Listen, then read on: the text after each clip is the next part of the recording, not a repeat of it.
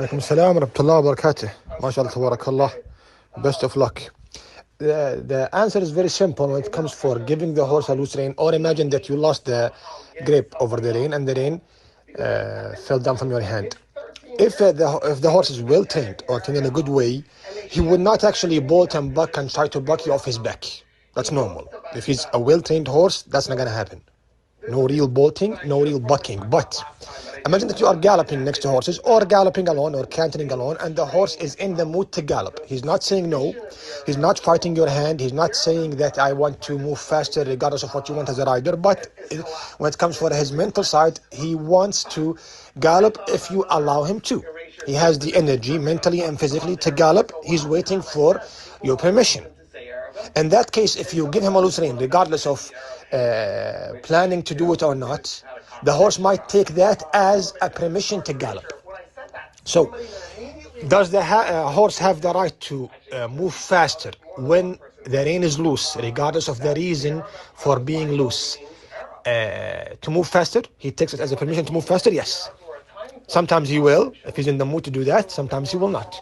But if the horse immediately, under any circumstance, under any situation, if he feels a real space in the rein, a looseness in the rein, he will immediately buck or bolt. With horses or not, it means that the horse is trained in a bad way. So to make it very simple for you, any well-trained horse should be easy to control or easily controlled, even with a loose rein. So walk or trot or even canter with a loose rein, I should be able to convince the horse to keep the speed without changing it in a very clear way while the rein is loose. If you cannot do that, the horse is trained in a bad way. Even if it's an Arabian horse, hot blood, yes, of course, it's going to be much harder than cold blood horses or warm blood horses or other horses that are trained in a bad way, or horses who are hotter by their nature. But any horse compared to himself must become better in that area or in that point of situation, which is giving him the loose rein doesn't mean that he will immediately buck or bolt, because horse's nature is just to buck and bolt away. Your nature as a man is to control the horse. So your nature is completely against his nature. The idea of horsemanship is to convince the horse to practice or do his nature inside my nature. If you can't do that, there is no point in riding the horse. We are the ones who chose the relationship with the horse, not him. If it's up to him, he just wants to eat food and drink water and just move in the wilderness or whatever. But the relationship between the horse and people was made by them. So you want to control him, but the only way to control him is to allow him to practice his nature inside the rules of your nature. And you have, of course, many different ways or styles of riding to do that. In this way of riding, I give him the right to choose the appearance, the neck position, collecting the body or being relaxed or whatever, and the neck position, of course, and the mental side, being hot, being cold, being calm, and so on. But it doesn't mean that I can ask him, or I cannot ask him to be relaxed when I want to. Yes, I can't ask him to be as relaxed as other horses, because horses are different. I can't ask him to be as energetic or hot as other horses, because horses are different. But compared to himself, I should be allowed to make him relaxed whenever I want. I should be allowed or able to make him hot and energetic whenever I want. Now, when I say make him relaxed or energetic, I don't mean force him to. If the horse is hot, in my way of riding, I do not prevent him from being hot. But he's hot for a reason. He wants to bolt, he wants to buck, he wants to rear up.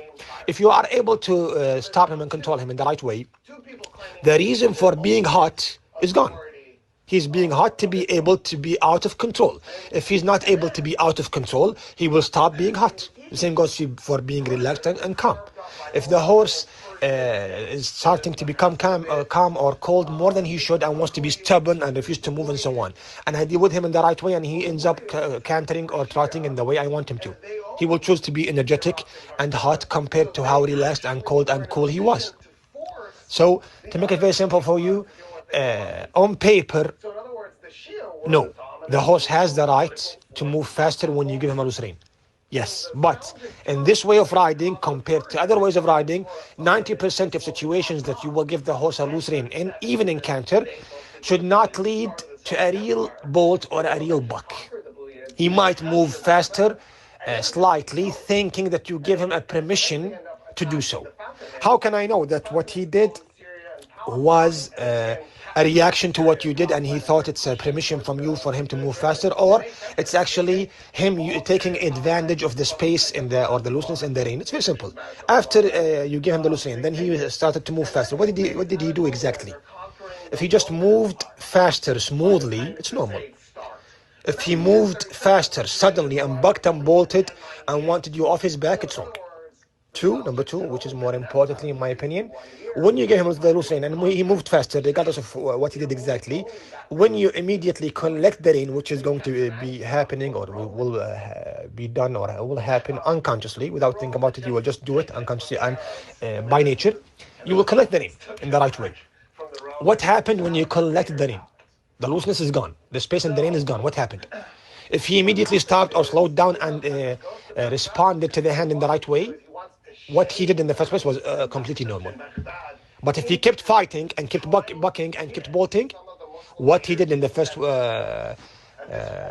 place is wrong, or a proof that your way of riding is wrong, or your accuracy in your correct way of riding is not that good.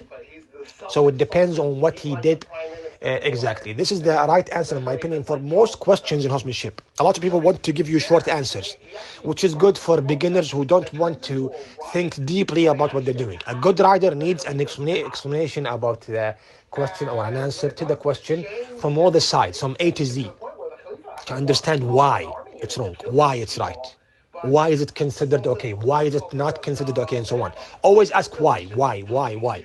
A good teacher, in my opinion, or tutor in horsemanship will actually like it when you say why.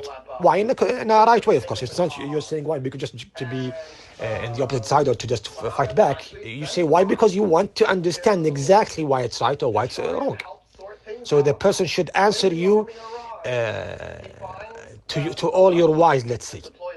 If you have 4 or 6 or 7 whys in one question, he should answer the question with 7 or 6 or 8 answers to the whys. Of course, it's just one question. But that one question, which is the looseness of the rein or the space in the rein, in my opinion, has a lot of whys. Why is it wrong if he moved faster? Why is there a difference between moving faster and bucking and bolting?